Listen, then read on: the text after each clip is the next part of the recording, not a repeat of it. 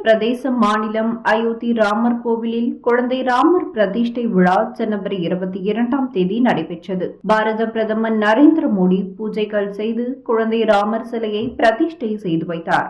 கோவில் கும்பாபிஷேகம் நிறைவடைந்ததை தொடர்ந்து மறுநாள் முதல் பொதுமக்கள் தரிசனத்திற்கு அனுமதி வழங்கப்பட்டுள்ளது. நாடு முழுவதும் இருந்து ஏராளமான பக்தர்கள் அயோத்தியை நோக்கி படையெடுக்க தொடங்கினர். சுமார் 1800 கோடி ரூபாய் செலவில் பிரம்மாண்டமாக உருவாக்கப்பட்ட இந்த கோவிலை காண்பதற்காக இந்தியாவின் பல்வேறு பகுதிகளில் இருந்து பக்தர்கள் அயோத்தியில் முதல் நாளே திரண்டிருந்தனர். இந்நிலையில் உத்தரப்பிரதேச அரசு சார்பில் அதிகாரப்பூர்வமாக குறைந்தபட்சமாக தினமும் 2 லட்சம் பக்தர்கள் குழந்தை ராமரை தரிசனம் செய்வதற்காக வருகிறார்கள் என்ற அறிவிப்பொன்று வெளியாகியுள்ளது. அதில் கடந்த 23ஆம் தேதி, அதாவது பொதுமக்கள் தரிசனத்திற்கு திறந்துவிடப்பட்ட முதல் நாளில் 5 லட்சம் பேரும், 24ஆம் தேதி 2.5 லட்சம் பேரும், 25ஆம் தேதி 2 லட்சம் பேரும், குடியரசு தினமான 26ஆம் தேதி 3.5 லட்சம் பேரும், 27ஆம் தேதி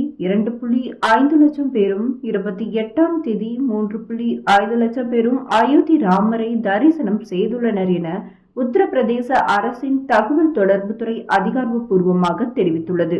நாட்டின் பல்வேறு பகுதிகளில் இருந்து பக்தர்கள் அயோத்தி ராமர் கோவிலுக்கு பரிசு பொருட்களையும் நன்கொடைகளையும் வழங்கி வருகின்றனர். அந்த வகையில் அகில் பாரதிய மங்க் சமாஜ் என்ற அமைப்பை சேர்ந்த ராம பக்தர்கள் ராம ஜென்மபூமி தீர்த்த சேஷ்திர அறக்கட்டளைக்கு வெள்ளி துடைப்பம் ஒன்றை காணிக்கையாக அளித்துள்ளனர். இந்த வெள்ளி துடைப்பம் 1.751 கிலோ எடை கொண்டது. கோவிலில் கர்ப்ப கிரகத்தை சுத்தம் செய்ய இதனை பயன்படுத்த வேண்டும் என்ற கோரிக்கையுடன் இந்த துடைப்பத்தை வழங்கியுள்ளனர்.